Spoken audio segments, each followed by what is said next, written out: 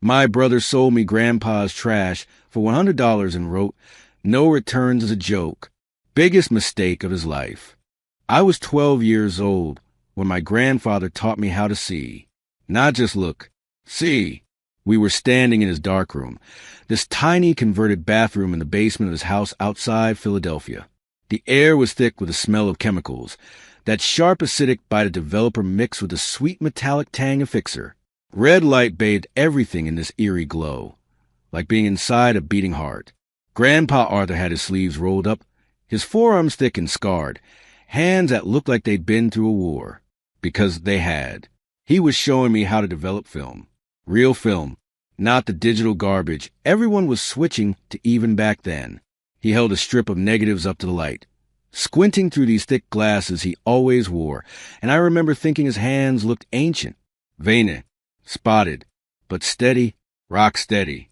He told me something that day I've never forgotten. He said a camera is just a box. Nothing magical about it. It's your heart that does the shooting, your eye that finds the light. He'd tap his chest when he said it, right over where I guess his heart was supposed to be, though I sometimes wondered if all those years in Vietnam had calcified something in there. Grandpa Arthur was Army Signal Corps. Vietnam, 1967 to 1969. Before that, Korea. He'd seen things that hollowed men out from the inside, but somehow he came back with this ability to find beauty in the wreckage. His photographs were incredible. Not the pose family portrait stuff. Real documentary work. Faces of soldiers. Children in bombed villages. The geometry of destroyed buildings. I'd spend hours looking through his portfolios, trying to understand how he could make suffering look so heartbreakingly human. That day in the darkroom, after we finished developing the role, he took me upstairs to his office. This was his sanctuary. Nobody else was allowed in there. Not my mom, not my grandmother when she was still alive. Nobody, just me. He opened this old wooden cabinet, the kind with brass hinges that squeaked, and inside was his collection. Cameras, lenses, equipment I couldn't even name. There was a Hasselblad, a couple of Nikons from the 70s, and on the top shelf, wrapped in felt cloth like holy relics, were the Leicas. He unwrapped one carefully, cradling it like a newborn, and let me hold it. The weight surprised me. It was dense, serious, purposeful. He told me these cameras were worth more than most people's cars. Some of them were older than he was. Then he said something that would haunt me for the next 11 years. He said when he was gone, all of this would be mine. Every camera, every lens, every piece of history in that cabinet. He looked right at me with those pale blue eyes that photographed the worst humanity had to offer, and said I understood light in a way his daughter never would. My mother saw the world in price tags and property values. I saw what mattered. I believed him. Kids always believe their grandparents. Grandpa Arthur died on a Tuesday. Stroke. Massive. He was 78 years old and gone before the ambulance made it to his driveway. I got the call at work. I was 23 by then, driving a delivery van for a medical supply company, barely scraping together rent on a studio apartment in a neighborhood where you learn to sleep through gunshots. My phone buzzed during a drop-off at a nursing home, and it was my mom's name on the screen, which was unusual because we didn't talk much. Her voice was flat when she told me. Not sad, just informative. Your grandfather passed away this morning. Funeral arrangements to follow. She hung up before I could respond. I sat in that parking lot for 20 minutes, engine running, trying to process that the man who taught me to see was just gone. No warning. No goodbye. Just gone.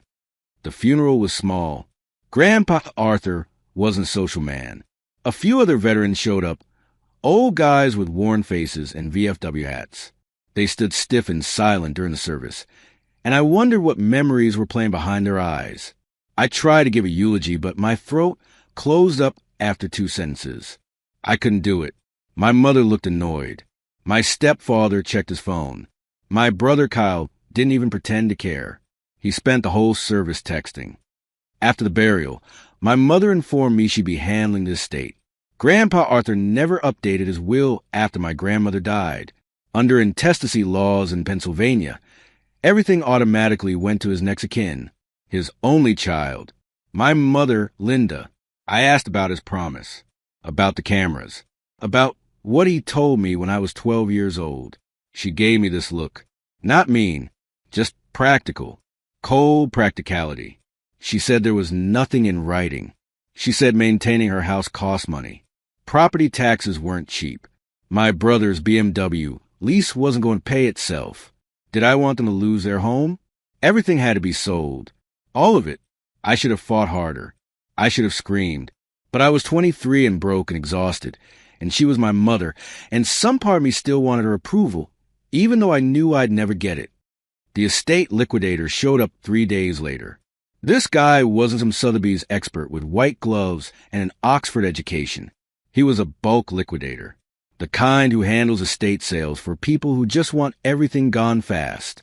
He walked through Grandpa's house with a clipboard and a calculator, slapping price stickers on furniture, glassware, books. He moved like he was on a timer, which he probably was. Time is money in his line of work. My mother and stepfather followed him around like vultures, writing down numbers, already spending money in their heads. I watched them inventory my grandfather's life like they were doing a grocery run. The Hasselblad, auction. The Nikons, auction. The best lenses, the military medals, the framed photographs from Vietnam, all tagged for professional sale. I tried to speak up. I really did. I asked if I could at least have one of the cameras. Something to remember him by. Something that meant something. My mother said no before I even finished the sentence. She said sentiment doesn't pay bills, Leo. She said I needed to grow up and understand how the real world works. My stepfather nodded along like a bobblehead. He's the kind of man who married money and calls it success. Soft hands, softer spine. He spent the whole time calculating their cut on his phone. They decided to do a yard sale for everything the liquidator deemed not valuable enough for auction. The leftovers, the junk. A sunny Saturday in October, the kind of crisp fall day that makes suburbia look like a postcard. My mother's neighborhood is the kind where everyone has 2-car garages and professionally landscaped lawns and memberships to the country club they can't actually afford. I showed up early. I don't know why. Morbid curiosity, maybe. Or some desperate hope I could salvage something. Anything. The entire front lawn was covered with tables. Grandpa's possessions spread out like organs and autopsy. Dishes he ate off of for 50 years. Books he read. Clothes he wore. Strangers picking through his life. Haggling over prices. Carrying away pieces of him in plastic grocery bags. Kyle was sitting in a folding chair near the driveway, playing games on his phone, occasionally collecting money. He had this smug look on his face. 25 years old and still living at home, driving a BMW he can't afford, working some vague marketing job that I'm pretty sure is actually him posting on Instagram. He's a golden child. Always has been. Athletic build. Easy smile. Everything came easy to Kyle. Nothing came easy to me. I walked around the tables, trying not to let anyone see how much this gutted me. Strangers were buying Grandpa's coffee mugs for 50 cents. His reading glasses for $2. A woman in yoga pants and designer sunglasses was haggling over a lamp that used to sit on his desk, where he'd review contact sheets late into the night. Everything had a price. Nothing had value. Then I saw the box. It was sitting by itself near the garage, away from the tables, like it wasn't even worth the effort displaying properly. Cardboard, bent corners. Someone had written on it in black marker, parts/scrap. I opened it. Inside was exactly what you'd expect from a box labeled scrap. Broken camera flashes with cracked bulbs, tangled cables, rusted screws and bolts, the detritus of a lifetime spent fixing equipment in the field. And buried in the middle of it all, wrapped in an old shop rag, was a black object, a camera. It looked like absolute trash. I'm not being dramatic. The black paint was flaking off in patches, showing bare metal underneath. The viewfinder had yellow tape wrapped around it, the kind that gets sticky and gross with age. There was no lens attached, just an empty mount staring back at me like a socket without an eye. Dust and grime coated every surface. It looked like something you'd find in a dumpster behind a pawn shop. The estate liquidator had walked right past it, probably glanced at it, and wrote it off as broken hobby junk, not worth the paperwork. But underneath the crud and tape and flaking paint, I recognized the shape, the weight, the brass construction under all that cosmetic damage. This was quality, once. Or at least I thought it was. Could have been a Soviet knockoff. Could have been worthless. Under the camera was an envelope. I opened it with shaking hands. Photographs. Black and white prints. The corners bent and yellowed. Grandpa's war photography. Soldiers in foxholes. Faces streaked with mud. A medic working on a wounded man. A child standing in front of a destroyed building, holding a doll. These weren't published photos. These were personal, private, the images he couldn't sell or wouldn't show anyone. I felt something crack open in my chest. These were the last pieces of him that mattered, the last evidence that Arthur Bennett saw the world differently than everyone else, that he turned horror into art, into memory, into something that meant something. And they were sitting in a trash box, by a garage, at a yard sale, price to move. I carried the box over Kyle. My hands were shaking. I was trying to hold it together, but I could feel rage and grief fighting for control behind my ribs. I asked him how much for the box. Kyle didn't even look up from his phone. He made this dismissive gesture, like I was bothering him. He said there might be $50 worth of metal in there if I scrapped it properly. But since I was family, he'd cut me a deal. $100, and it was mine. I stared at him, my brother, my own blood, selling me our grandfather's memories for $100 and acting like he was doing me a favor. I pulled out my phone, opened Venmo. My checking account had exactly $347 in it. That was supposed to last me until next Friday. Rent was due on the 1st. I had bills. I needed gas. I needed food. But I needed those photographs more. I sent him $100. Every muscle in my body felt tight. My jaw hurt from clenching it. Kyle's phone chimed. He looked at the notification and grinned. Then he did something I'll never forget as long as I live. He typed something into the Venmo transaction, added a note. I watched him do it, watched his thumbs move across the screen, watched him smirk at his own joke. The notification popped up on my phone. Payment completed. And underneath, scrap metal box, final sale, no returns. He thought it was hilarious. Writing no returns for a box of garbage. Making fun of me for buying trash. This was entertainment to him. His poor delivery driver brother scraping together money to buy worthless junk. Peak comedy. I grabbed the box, shoved it into my backpack. The weight of it dug into my shoulders. Kyle called after me, still laughing. He said something about how I always was sentimental, how I needed to learn when to let go of stuff. I walked away, didn't run, didn't look back, just walked down that perfect suburban driveway past a perfect lawn with the perfect stranger cars parked along the street. My mother was inside the house, showing someone the good china. She didn't see me leave. Nobody saw me leave. I walked 3 blocks to where I'd parked my beat-up Honda Civic and put the box in the passenger seat, like it was precious cargo, like it mattered. Maybe I was an idiot. Maybe Kyle was right, and I just spent money I couldn't afford on actual trash. Maybe I was being sentimental and stupid and weak. But those photographs were real. Grandpa's work was real. His promise was real, even if the law didn't care. And somewhere deep in my gut, underneath the anger and grief and humiliation, I had this tiny voice whispering that maybe, possibly, that destroyed camera wasn't as worthless as it looked. I drove home with the box sitting next to me. The afternoon sun slanted through the windshield. My phone buzzed with a low balance warning from my bank app. I ignored it. In my rear view mirror, my mother's neighborhood got smaller. Those perfect houses, those perfect lawns, that perfect life built on credit cards and appearances, and selling your father's legacy for parts. I thought about Grandpa Arthur in that darkroom, the way he handled negatives like they were made of light itself, the way he told me I understood things my mother never would. He was right about that part at least. She understood money, status, what things cost. I understood what things were worth. There's a difference.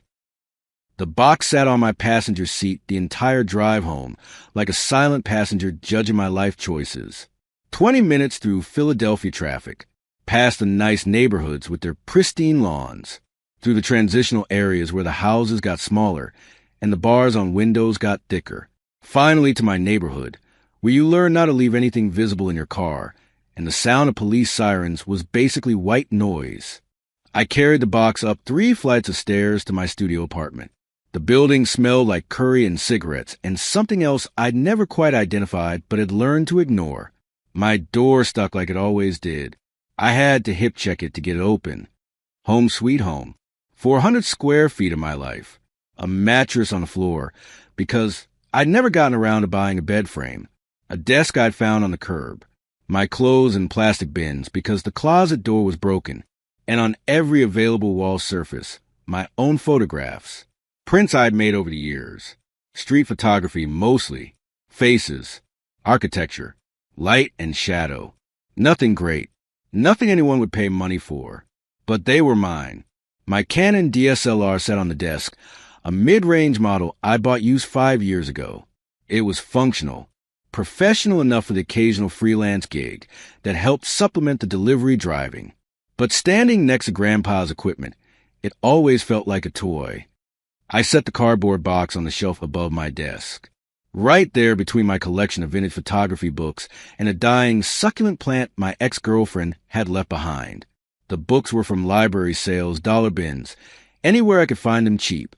Adams, Kappa, Cartier-Bresson, the Masters. I pulled out Grandpa's photographs first, handled them like they might disintegrate. Those black and white images of war and humanity and suffering transformed into art. I found an old frame, cleaned the glass, and mounted the best one.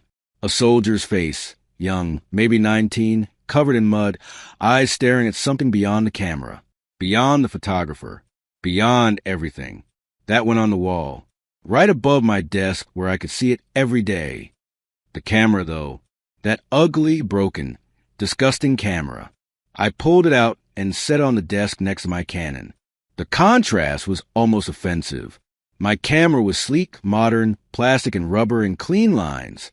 This thing looked like something you'd find in a flooded basement. The black paint was flaking off like a bad case of psoriasis. That yellowed tape around the viewfinder was probably older than I was. No lens, just that empty mount staring back like a socket without an eyeball. It looked pathetic next to my gear. Like bringing your drunk uncle to a wedding. I should have put it away. Should have stored it in the box. Kept the photographs. Forgotten about the rest. But something kept me looking at it. Maybe it was the weight, when I picked it up. Heavier than it should be for its size. Denser. Like the metal underneath all that cosmetic damage was serious. Or maybe I just wanted to believe Grandpa had left me something worth keeping. I left it sitting there and went to make dinner. Ramen. The fancy kind that cost $1.50 instead of 50 cents. Living large. My cat, Hendrix, had other plans.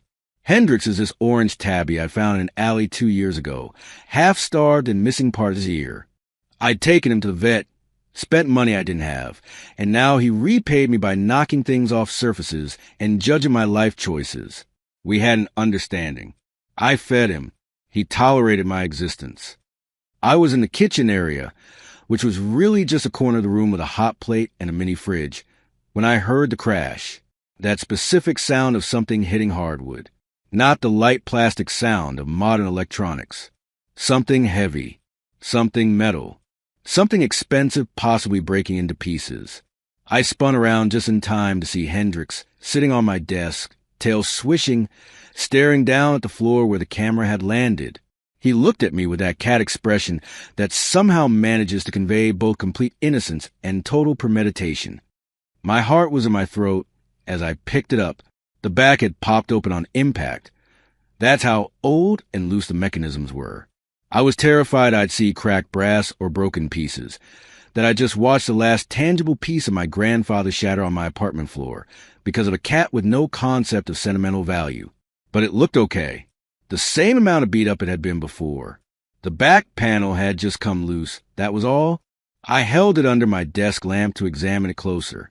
And that's when I started noticing things I'd missed before. The flaking paint was hiding something. Under those patches where the black had completely worn away, I could see brass. Not cheap hot metal. Not aluminum. Brass. Heavy, serious. Built to last a century brass. This thing was constructed like a tank. No wonder it was so heavy. The viewfinder wasn't just any viewfinder. It was this weird tubular thing, completely different from what you'd see on modern cameras. Primitive looking, but precisely machined. I could see the craftsmanship even under the grime and tape, and the body shape itself. Compact, boxy, utilitarian. It looked ancient, but intentionally ancient, like it had been designed by someone who cared more about function than form, in an era when cameras were still figuring out what they wanted to be. I started wiping away some of the dust with a paper towel, gently, like I was doing archaeology, and I found markings. On the front, where you'd expect to see a brand name, there was nothing, just smooth metal where the paint had flaked away. But on the side, so small I almost missed it, there was an engraving, barely visible. Someone had stamped into the metal, in letters maybe 2 millimeters tall, Germany. That was it, just Germany. No company name, no model number, just the country of origin, like that was supposed to mean something.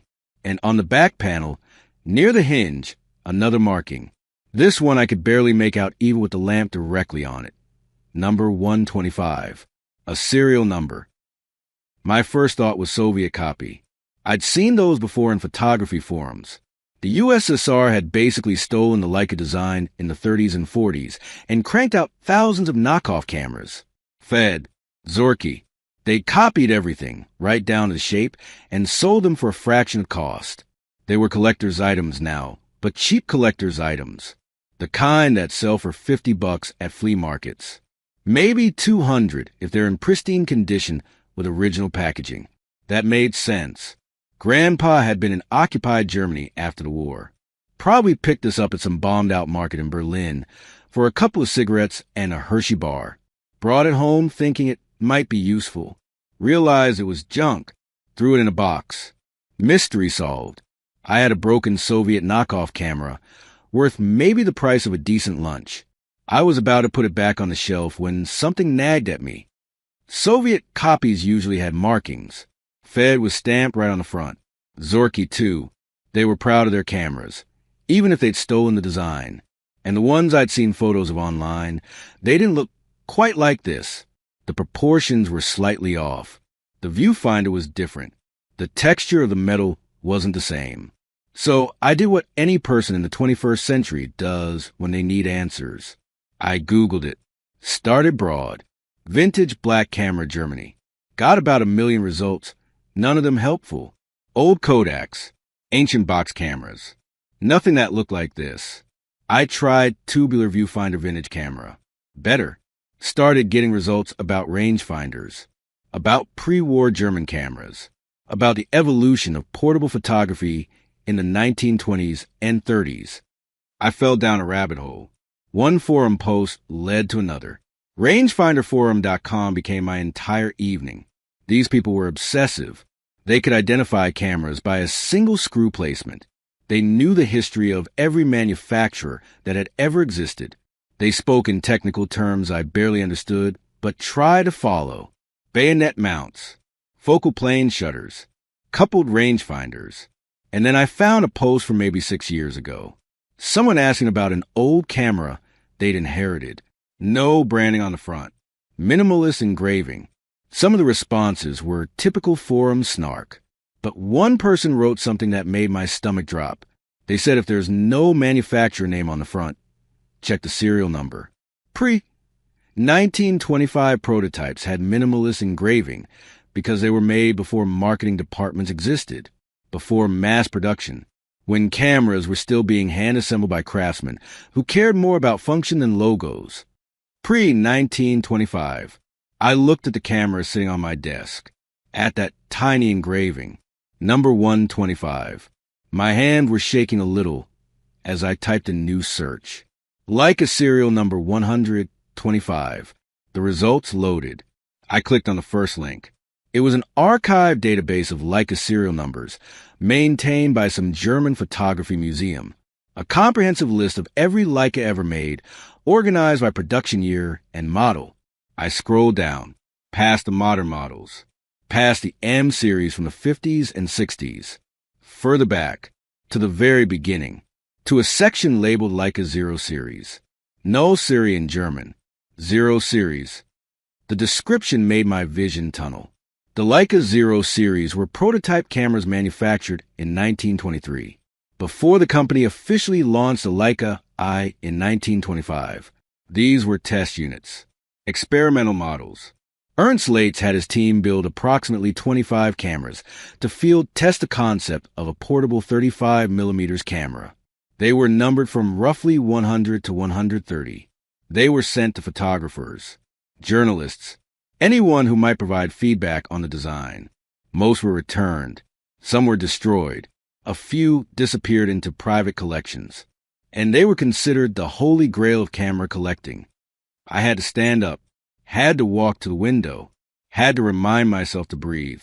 The street lights were coming on outside. Somewhere down the block, someone was shouting. A car alarm was going off. Normal night, sounds in my neighborhood. But inside my apartment, time had stopped. I went back to the computer, typed Leica Zero Series auction. Needed to know if this was real. Needed to know what I was looking at. The first result was from 2018. Laetz Photographica auction in Vienna. Leica Zero Series number 122 sold for 2,970,000 euros. I did the currency conversion. About 3.4 million US dollars at that exchange rate. $3 million for a camera. But it got worse, or better, depending on how you looked at it. I found another article from 2022. A Leica Zero Series, serial number 107, sold at a Hong Kong auction for $14.4 million. $14.4 million. A world record for any camera ever sold. The article included photographs of the camera. I compared them to the things sitting on my desk, the shape of the body, the position of the viewfinder, the type of metal, the bayonet mount design, the placement of tiny screws that most people would never notice. Everything matched. Everything. I picked up the camera again. This time my hands were definitely shaking. I was afraid to grip it too hard. Afraid I'd scratch something, damage something, destroy $14 million with sweaty fingerprints. But I had to be sure. Had to verify this wasn't just wishful thinking. Wasn't just a desperate kid trying to find value in garbage because he couldn't face the reality that his mother had sold his grandfather's legacy for parts. I found technical drawings, museum archives from Germany, detailed blueprints of the Leica Zero Series design. I compared them to my camera, the thickness of the brass top plate, the diameter of the lens mount, the angle of the viewfinder tube, the position of the shutter speed dial. Every single detail matched. I thought about Grandpa, about how he'd thrown this in a box marked parts/scrap, about how he'd wrapped it in an old rag and forgotten it existed. And I realized he genuinely didn't know what he had. The research explained why. These prototypes were famously unreliable. The shutters jammed. The film advanced incorrectly. The seals leaked light. They were revolutionary in concept but flawed in execution. That's why Laetz spent 2 more years refining the design before launching the Leica I. For a working professional photographer like Grandpa, this would have been useless. Worse than useless. Actively frustrating. He'd probably bought it cheap in occupied Berlin in the late 40s or early 50s, thinking he'd scored a deal on a Leica, tried to use it, realized it didn't work, threw it in a box and forgot about it. He had no idea he was storing a museum piece. A historical artifact, the beginning of portable photography as we know it. I tested the shutter, pressed the release button gently. It made this sound. Rough, mechanical, imperfect, nothing like the smooth action of a modern camera. It sounded broken. It sounded old. It sounded like exactly the kind of thing a professional photographer would abandon as unusable. But collectors didn't care if it worked. They cared that it existed. They cared that it was real. They cared that they could own a piece of the moment when photography changed forever.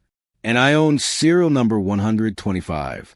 Bought it for $100 from my brother, who thought he was ripping me off. Bought it in a transaction he'd marked final sale, no returns, because he thought it was funny. I sat at my desk until 3 in the morning, reading everything I could find, learning about Ernst, about Oscar Barnack, who designed the original camera, about the history of 35mm photography, about why these prototypes mattered. The Leica Zero series wasn't just expensive because it was rare. It was expensive because it represented an idea. The idea that photography could be portable, personal, immediate. Before Leica, cameras were huge, required tripods, needed careful setup. Photography was formal, posed, controlled. Barnack changed that. He created a camera you could carry in your pocket, could shoot in the moment, could capture life as it happened. And these prototypes were the proof of concept. The moment before the revolution. Hendricks jumped back on the desk, sniffed the camera, lost interest, started cleaning himself. I envied him. His biggest concern was whether his food bowl was full and if that spot of sunlight would return tomorrow. He had no concept that he just knocked a $14 million object onto the floor. I carefully placed the camera back on the shelf, this time in the center, away from the edge, away from the cat, away from anything that could damage it. My hands were still shaking. I felt nauseous, excited, terrified, like I'd accidentally swallowed something radioactive and wasn't sure if it would kill me or give me superpowers. I thought about calling someone. But who? My mother who'd sold it to me for scrap? My brother who made a joke of the transaction? Friends who were struggling to pay rent just like me, who'd think I was insane or lying or both. No, this was mine. My secret. My discovery. My grandfather's final gift, even if he hadn't known he was giving it. The sun was starting to come up, gray light creeping through my window. I had a delivery shift in 4 hours. Needed sleep. Couldn't sleep. My brain was moving too fast. Because now I had a different problem.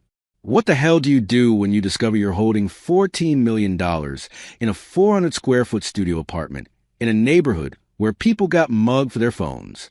What do you do when you realize the thing you thought was worthless is actually priceless? What do you do when you're broke and desperate and holding a winning lottery ticket, but you don't know how to cash it in? I had no idea, but I knew I couldn't keep it here. Couldn't leave it on a shelf next to a dying plant where any random disaster could destroy it.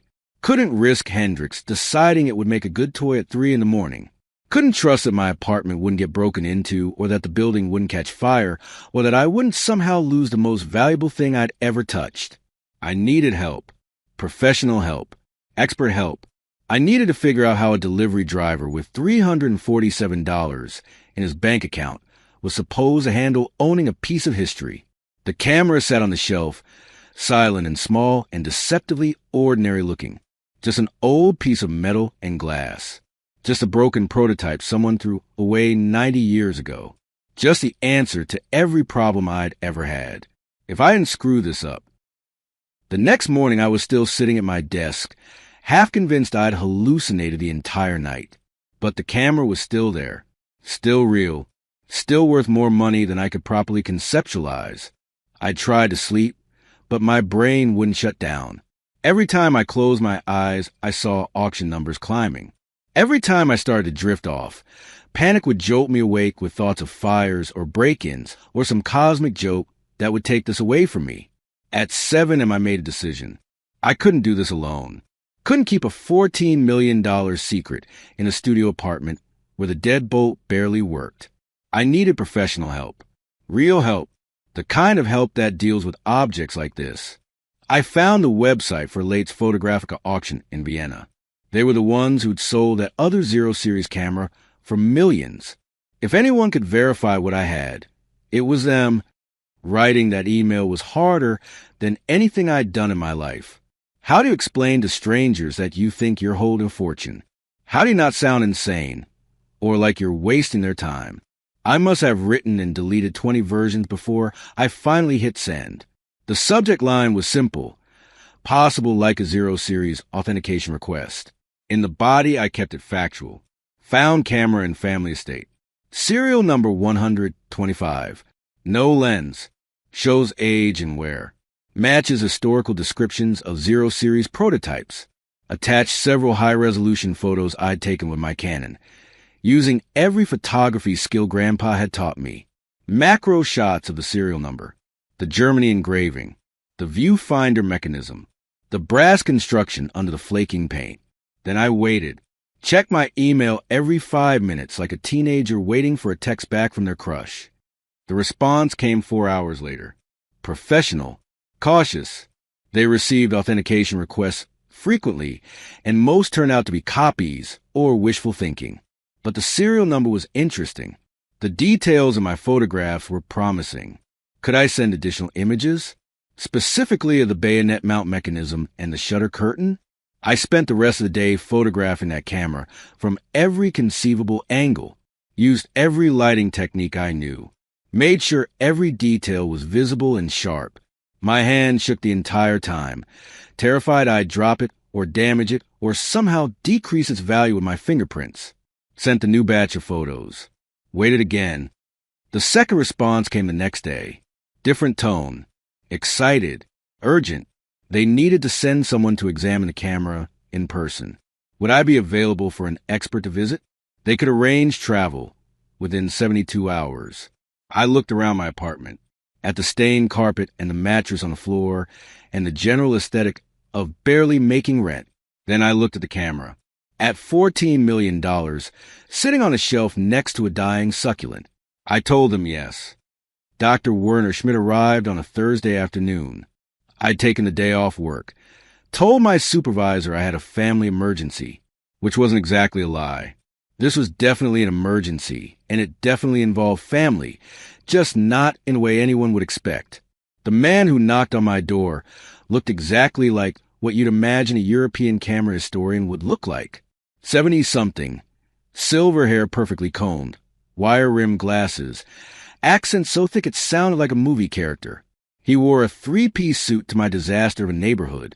I watched him navigate around a discarded mattress in the hallway without even acknowledging it existed. The contrast when he stepped into my apartment was almost funny. Here was this distinguished expert in a space where I'd eaten ramen for dinner 6 nights running, where my furniture was mostly salvaged from curbs, where the nicest thing I owned until 4 days ago was a 5-year-old camera. He set his leather briefcase on my desk with the careful precision of someone who'd done this 1,000 times. From inside, he pulled out white cotton gloves. Not latex, not nitrile. Pure white cotton conservator's gloves like you'd see in a museum. I handed him the camera. He took it with both hands, cradling it like it was made of glass. Then he sat at my desk, pulled out a jeweler's loupe, and proceeded to examine it in complete silence. 15 minutes. Maybe 20. He didn't say a word. Just turned it over slowly, studying every surface, every screw, every tiny detail.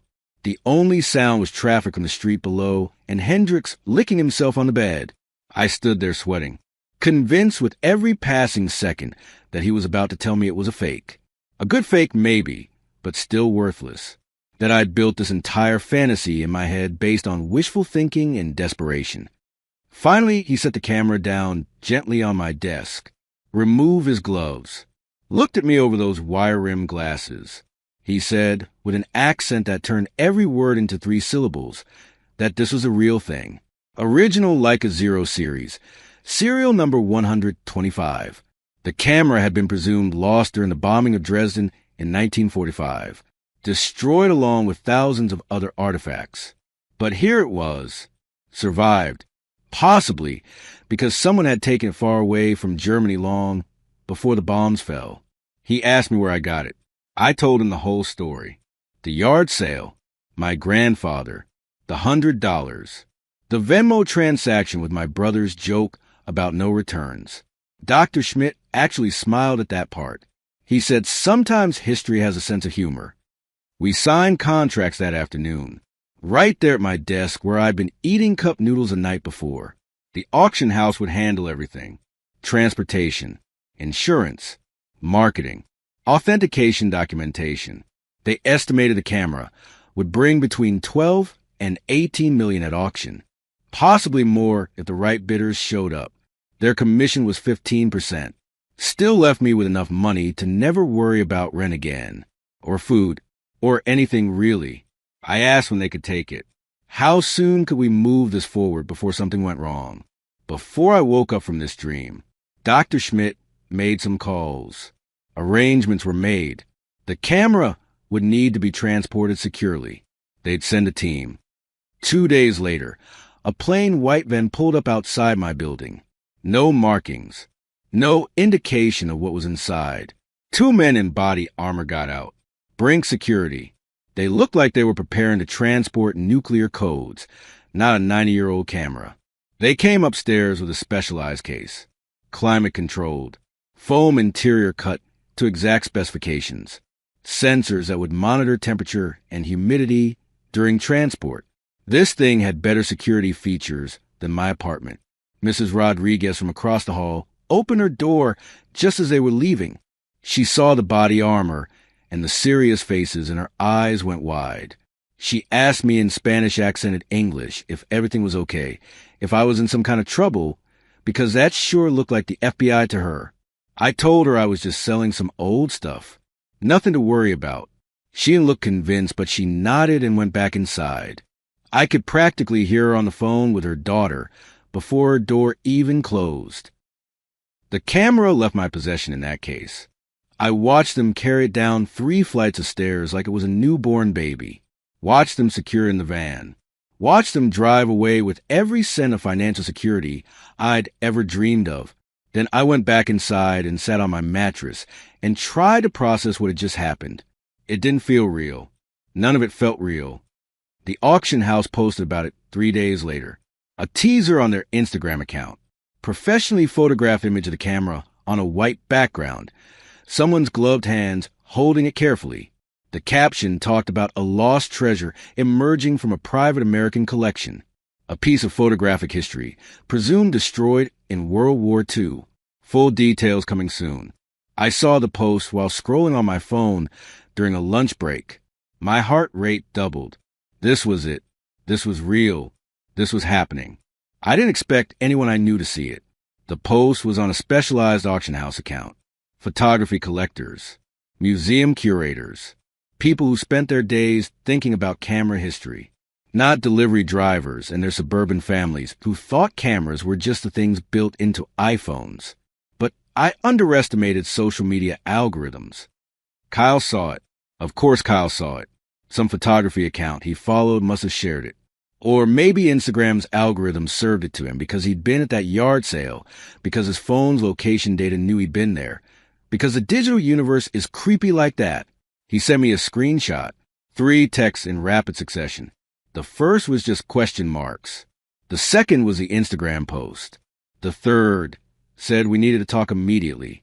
I didn't respond. Turned off my phone and finished my delivery route. But I knew what was coming. I'd known from the moment I realized what that camera was worth, that eventually they'd find out.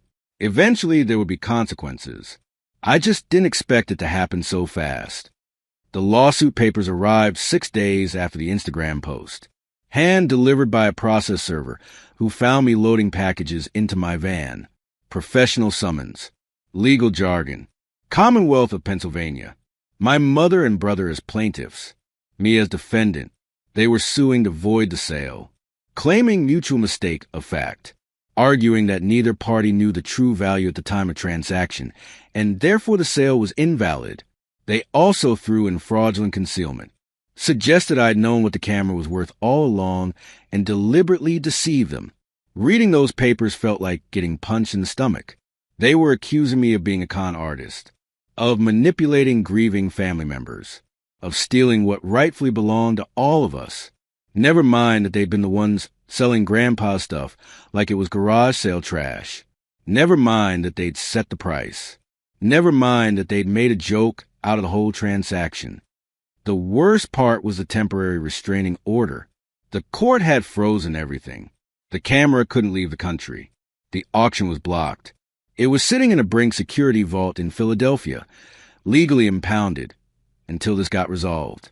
Everything I'd discovered, everything I'd hoped for, just stuck, frozen, possibly about to be taken away. I sat in my van reading those papers over and over. Cars honked at me to move. People walked past. The world kept spinning. But I felt like I was drowning.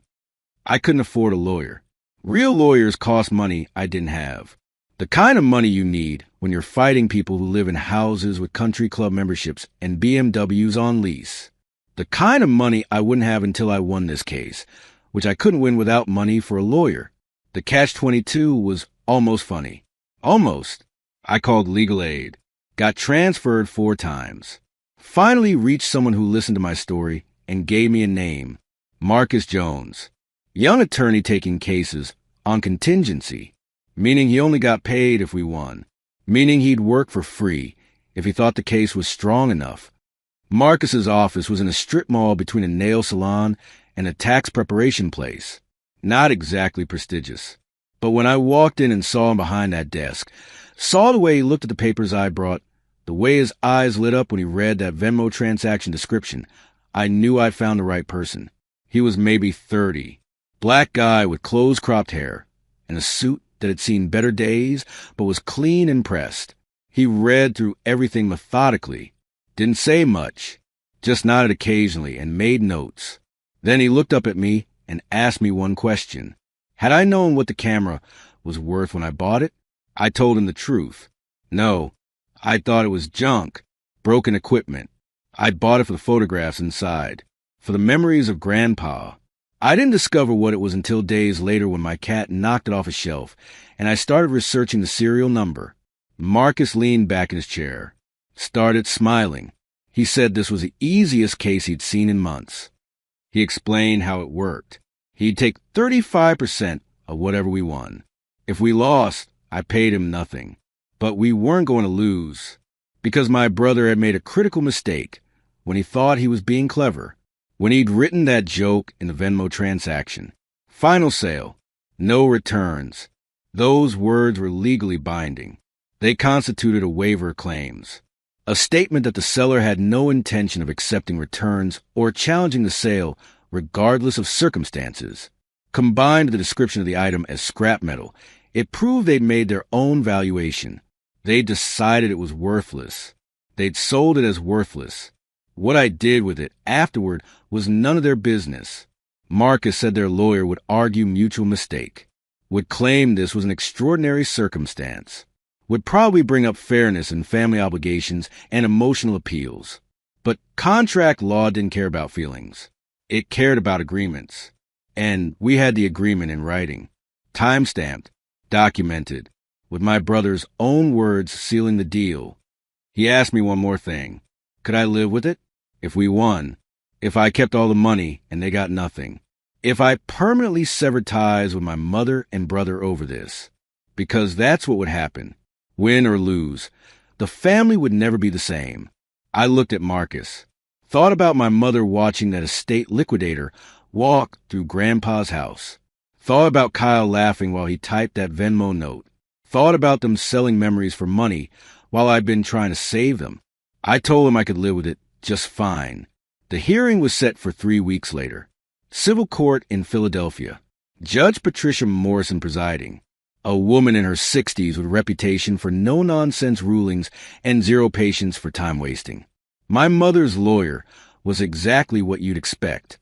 Expensive suit, graying hair perfectly styled, a voice that sounded like he did closing arguments in his sleep. He painted a picture of a family tragedy.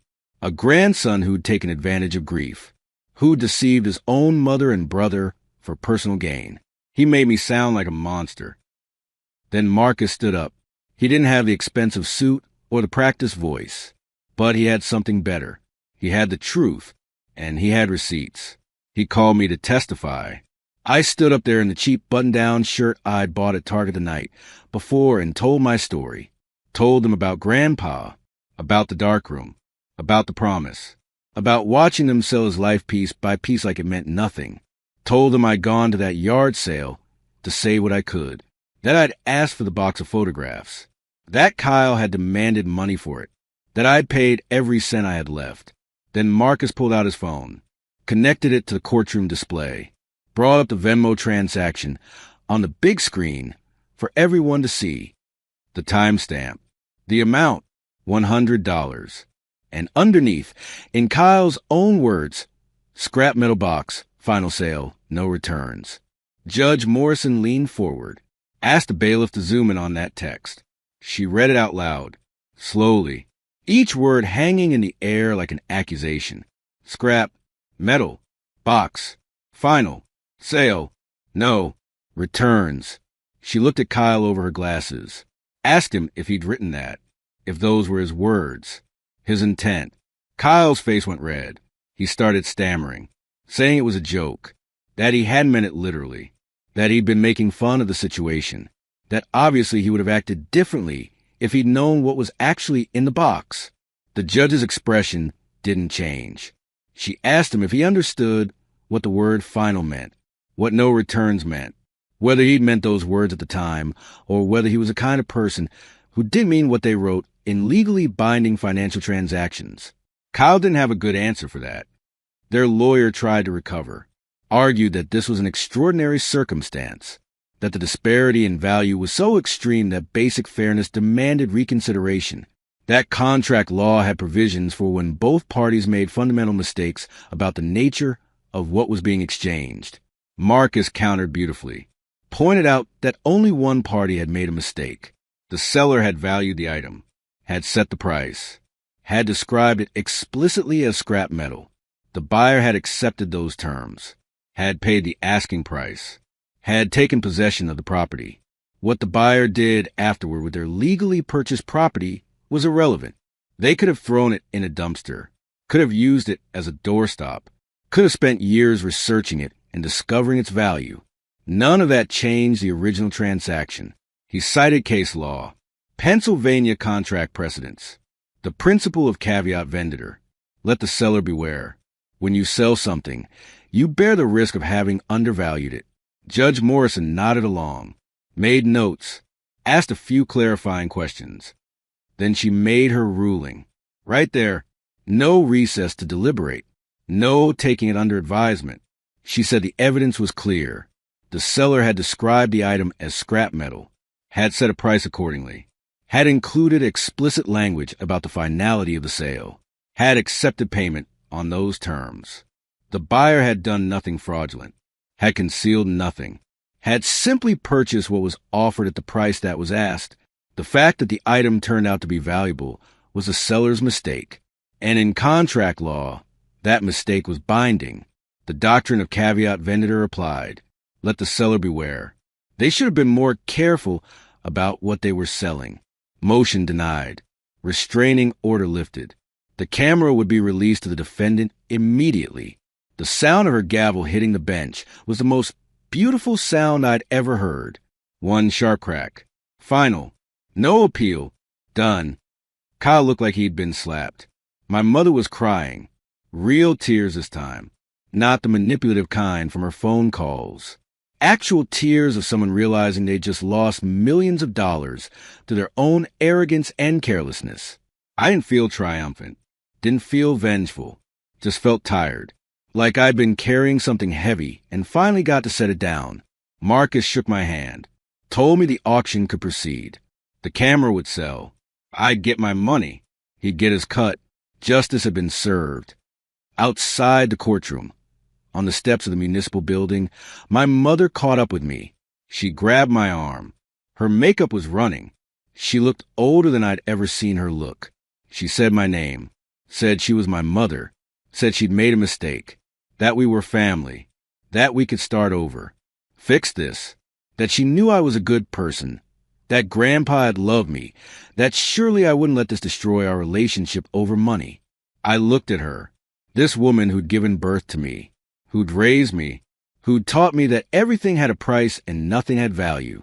I told her she'd sold Grandpa's memory for $100, that I bought it for $100, that it was a fair business transaction, just like Kyle had said. Final sale, no returns. Then I pulled my arm free and walked down those courthouse steps. Didn't run, didn't look back, just walked. She called after me, shouted my name. Leo, Leo. Like if she said it loud enough, I'd turn around and become the son she wanted instead of the grandson Grandpa had raised. I kept walking. That night, I changed my phone number, blocked them on social media, cut every connection. Some people might call that cold, unforgiving, unchristian or un-American, or whatever moral framework they want to apply. But I'd learned something from Grandpa that they never understood. Sometimes the most valuable thing you own is your ability to walk away from people who don't deserve you. The auction happened 3 weeks later. Vienna, the fancy kind with online streaming and paddle numbers and people calling in from around the world. I watched it from Marcus's office, on his laptop. Couldn't bring myself to watch alone. The bidding started at 5 million. Climbed fast. Every increment felt surreal. 8 million, 10 million, 12 million. Numbers that didn't connect to reality anymore. Just abstract concept of wealth.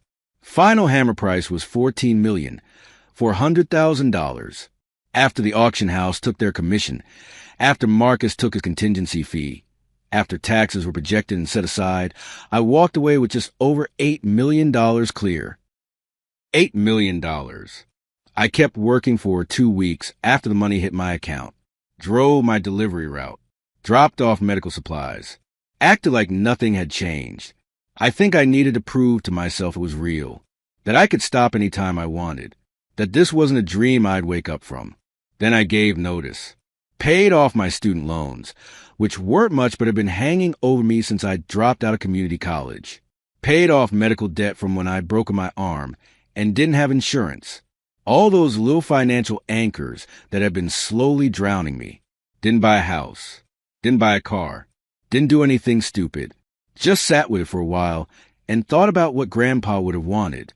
6 months after the auction, I opened Arthur's Gallery on a corner lot in Northern Liberties.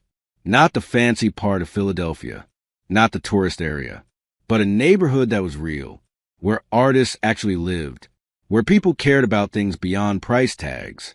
It wasn't a general photography gallery. It was specialized, war photography, conflict documentation, photojournalism from places most people try to forget, the kind of work Grandpa had done, the kind of work that showed the world what it didn't want to see. Opening night was small, intentionally small. Some local photographers, a few journalists, people who understood what the space meant. The centerpiece of the main room wasn't fancy. 3 photographs in simple wooden frames. Grandpa's Vietnam work. The images I'd saved from that cardboard box. A soldier in a foxhole. A medic working on a wounded man. A child's face in front of a destroyed building. Under them, a brass plaque. Arthur Bennett, 1925 to 2023. U.S. Army Signal Corps, Vietnam 1967 to 1969. And his words, the ones he told me in that darkroom when I was 12. A camera is just a box. Your heart does the shooting. I wore my new camera that night. A Leica M11. The modern descendant of the prototype that had changed my life. It felt right somehow. Full circle. Grandpa's broken promise had led me to a fortune, and that fortune had led me back to what he'd actually tried to teach me all along. Not that cameras mattered. Not that equipment made the photographer. But that seeing mattered, that bearing witness mattered, that capturing truth mattered more than anything else. Someone at the opening asked me about the story, about how I'd funded the gallery. I told them about Grandpa, about the promise, about the box of scrap metal that turned out to be history. I didn't tell them about my mother or Kyle. That wasn't their story. That was mine, and I'd already closed that chapter. The gallery does okay. Not making me rich, but I'm already rich. It supports itself, gives local photojournalists a place to show work that newspapers won't publish anymore. Work that matters. Work that challenges. Work that makes people uncomfortable in the necessary ways. Sometimes I stand in front of Grandpa's photographs and remember that day in his darkroom. Remember his hands showing me how to see light. Remember his promise that everything would be mine someday. He was right. Just not in the way either of us expected. I didn't inherit his cameras. I inherited his vision, his understanding that value and price are different things. that the world tries to reduce everything to dollars, but some things matter more than money. A camera is just a box. Equipment is just equipment. But how you see, what you choose to show, that's everything. Grandpa taught me to see value where others saw trash, to find meaning where others found junk, to understand that the most important things are often the things everyone else walks past without noticing. I looked at that ugly, broken, beaten camera and saw a possibility. My family looked at it and saw $50 of scrap metal. The difference between those two perspectives, that was worth $14 million.